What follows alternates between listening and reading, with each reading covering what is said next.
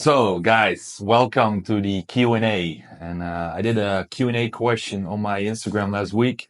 And obviously, I did personal training for 10 years. So I have a lot of questions people ask me like throughout the weeks. So I figured let's combine a little bit more and do that on YouTube. So that's why we're here today. Let's do a Q&A about nutrition. I also did get a lot of questions about like other stuff, but I wanted to be focused a little bit more about nutrition this time. So let's do that first, and we'll do like training and mindset thing or like business thing in a later stage, but let's focus this on nutrition. So first question, what are your thoughts on Ozempic for weight loss or a cutting phase? So that's funny, man, because I get the question 4 times already, and also with all clients. Oh, Lars, what's your thoughts on Ozempic? Well, my thoughts are pretty simple. I think they are net positive, to be honest. Especially when you got like obese people and you got really big problems with like overeating. It could be a net positive, especially to get you over that hill, the initial hill. But after that stage, it's get different. And after that stage, to be honest, I see a lot of people who don't need it are still using it.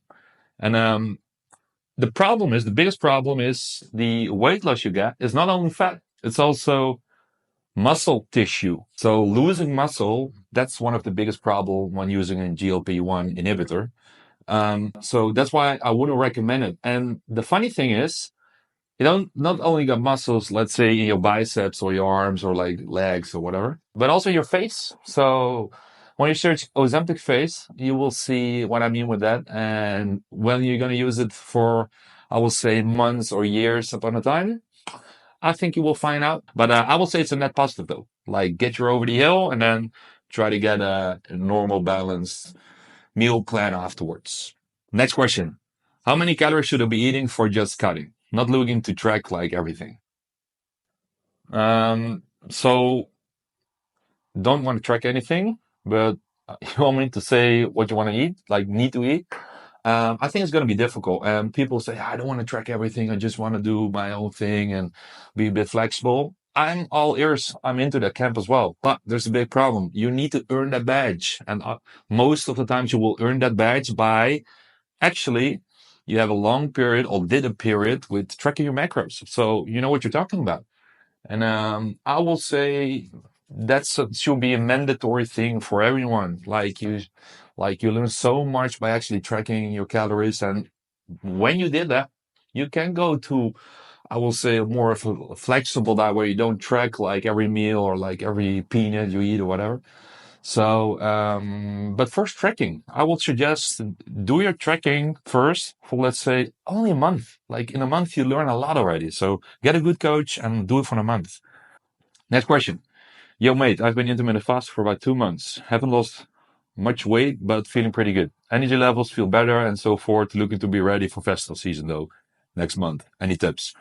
Um, yeah, man, like it's a little bit the same. I'm not against like intermittent fasting or something that works for someone, but I will say it's more or less a train which everybody is on. It's more of a hype train, and and a lot of people think they're actually intermittent fasting. But bro, show me your weekends. Show me what you do on the weekends. And so when you're not losing weight with intermittent fasting, it's very simple. You're just eating too much calories. So in the window where you can eat, you're eating too much calories. It has nothing to do with the timing. It has everything to do with too much calories. So you can trick that system. And there is some data that let's say intermittent fasting has some other health benefits. We can argue on that. Like I will say maybe, and I think like there are some individuals who do really well in intermittent fasting, and I'm all ears to that. I'm fine with it. But for most people, it's just like I'll speak to you in a year, and people will quit it again. So when you do intermittent fasting, calories still count. So count your calories, go in a negative energy balance, and if you want to do that with the intermittent fasting style, do it. Do it. Especially when you feel better, like energy levels are great and whatever. So I will say stick to it, but manage your calories. Next question. Broski, when you go out to eat, what do you do on that day/evening? So when I go out to eat, I usually reserve 800 to 1,000 calories. depending on which restaurant I go, obviously, but also depending on which stage I am. So, for example, when I do a real proper cutting phase, let's say the last month, 1.5 months, when I go out for a dinner, for let's say work or like really important stuff, I don't eat anything or just a salad or just one steak, but nothing else. Usually I just eat nothing.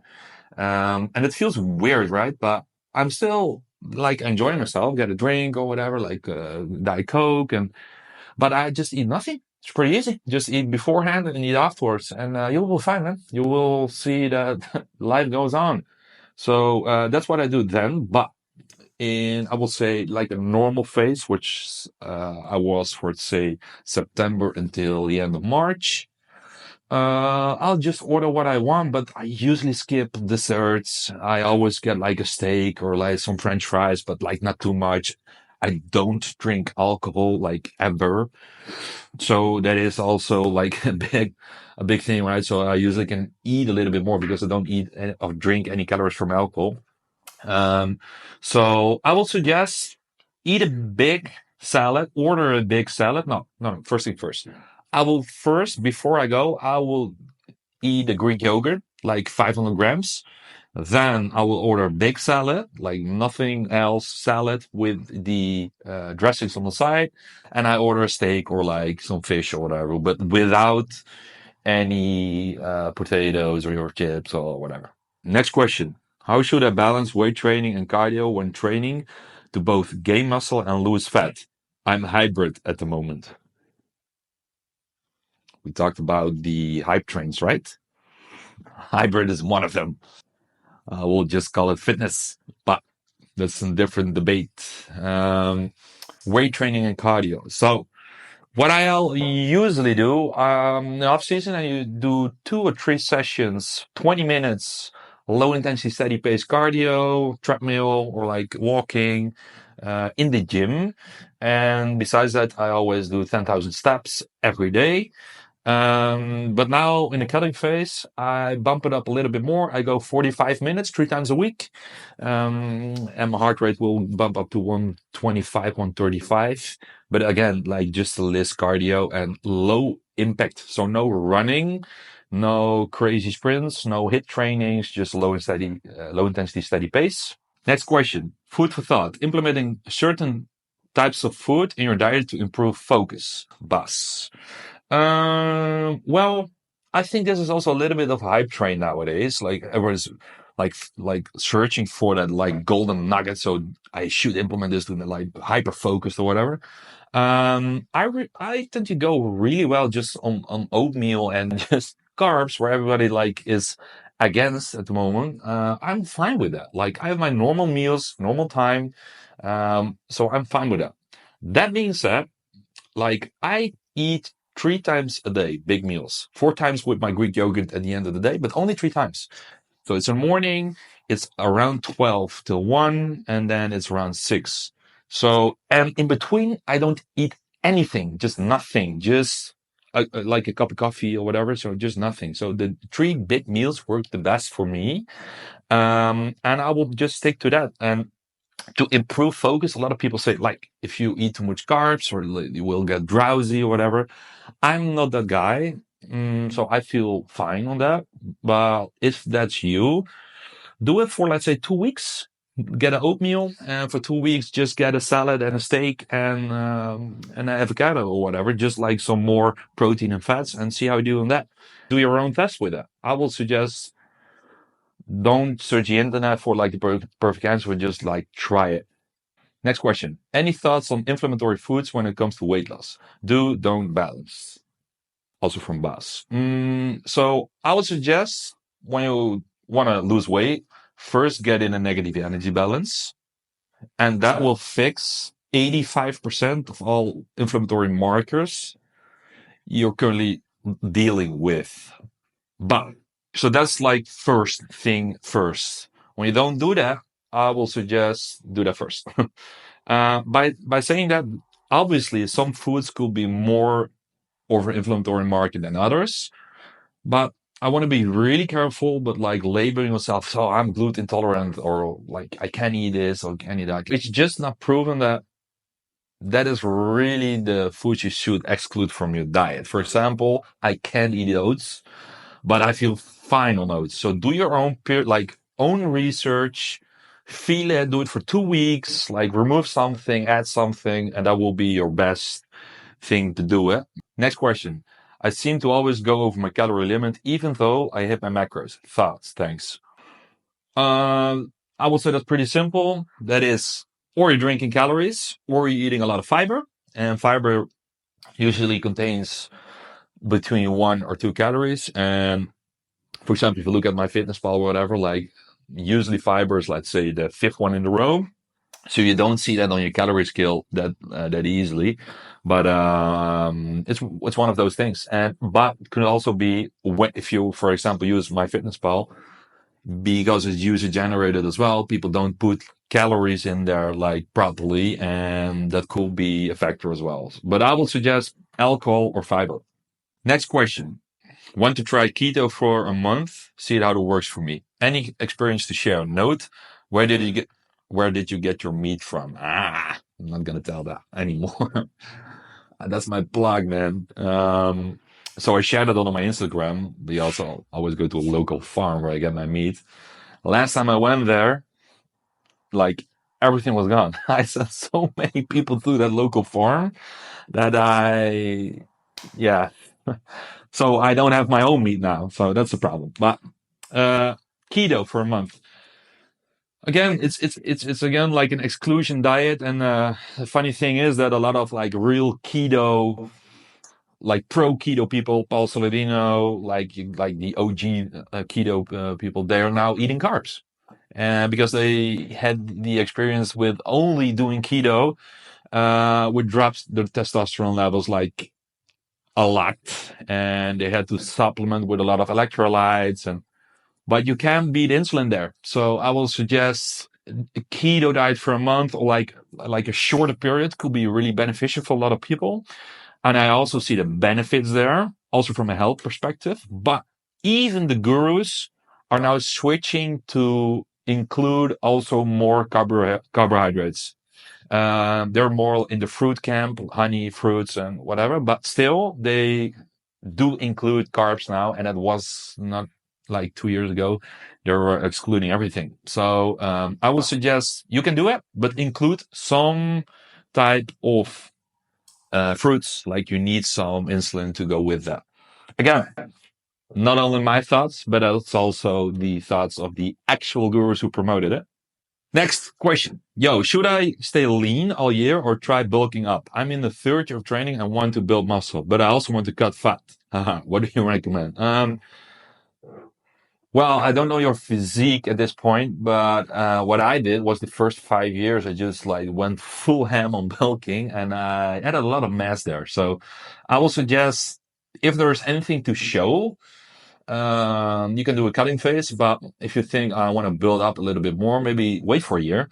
Um, but then again, like your first cutting phase is also good. You learn a lot of things about yourself and a lot of things about like nutrition. So you can do both. But I definitely won't go underneath, let's say 8% or 9%. That is just I won't do that. Just go on the bulk and just start bulking up again. But bulking doesn't mean get fat. Just stay around like 12% body fat max. Next question. What changes should I make to my diet to help with my hormones? Um, it sounds like a simple question, right? So what do I do for my hormones? I need context there. So, but it depends. Like, if you did like proper blood work for a couple months, you do your nutrition properly, you're not too fat, you regulate your sleep, like you do a lot of things like properly, and the hormones are still out of balance, there are a couple of things you could do. But if you didn't do blood work, it's because a forum said like you have to optimize your hormones like through nutrition. Then we're just guessing. Maybe your hormones are fine. So I would suggest do blood work first. So when you get blood work, I will suggest do a and you still feel like shit, or you don't feel your energy levels are optimal, whatever, and you did everything right, proper sleep and whatever, I will suggest like testing stuff for 2 weeks. So as I said earlier, like for example, you did oats for 2 weeks in the morning, and you will give yourself a score of, let's say, 1 to 6. 1 to 5, as in 5 is a perfect day, energy wise, whatever. But if you get like stomach aches and you don't feel good or your energy levels are low, I would suggest the next for 2 weeks you do a different breakfast. But because it's really hard, even with a gene test, like everyone is gluten intolerant, right? But even with a gene test, like it's not proven that that is really the case. For example, what I mentioned earlier, like in my case, I had a lot of like issues with a lot of foods, but I feel fine on them. So I will really suggest try it yourself. Try it yourself is the best answer here. But do blood work first. Maybe your hormones are fine. Next question. Got any quick tips for getting into shape for the summer? Um, well, depends where you are right now. Maybe you're in a pretty good shape. If you're not in good shape yet, I will say get in a calorie deficit. Balance your sleep out. Do 5 sessions a week in the gym and do 3 cardio sessions, 25, 30 minutes. And please stick to your calorie intake on the weekends. That's the best bang for your buck. What's your opinion on fully prepped meals for keeping on track with the diet? Using factory meals, by the way. Great. Pretty good. That's not sponsored. That's just somebody who actually use it. I think they're great. I think that's a good movement, like really easy go-to meals. I have to say, I always have them in my fridge. I have to say, the last 2 months in the cutting phase, I'm not using them. I just want to do everything myself because sometimes the meals are off, as in portion wise, and you don't know exactly what you're eating. So I would suggest checking that. But they're net positive. Hell yeah, easy. Next question. What supplements are the must-go top 5? I will give you the top 3. And the top 3, pretty simple. I will suggest get a very good EPA, like fish oil EPA plus DHA supplement. And I'm in the high camp, so I'll take a 2 to 4 grams EPA a day. If you want some good brands on that, I have a plug for you. So just send me a message. So fish oil, good fish oil should be mandatory. Vitamin D3 plus K2.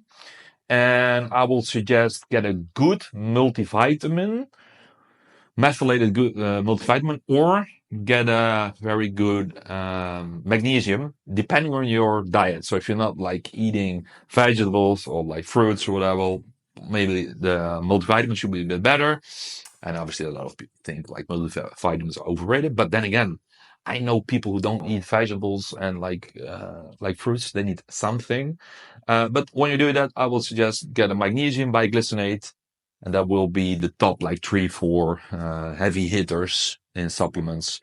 And everything after that, like we can dabble in way more.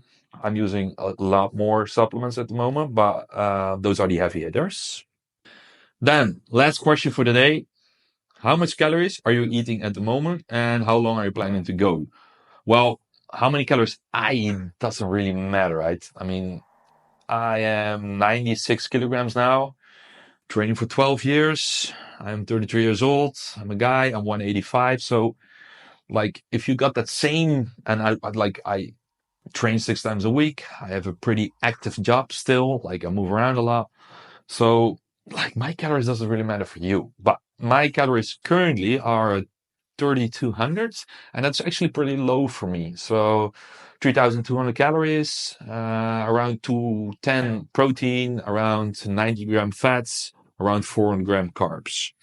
That's where I am now. I'm a 300 calorie deficit, but I will go to, let's say 2,800.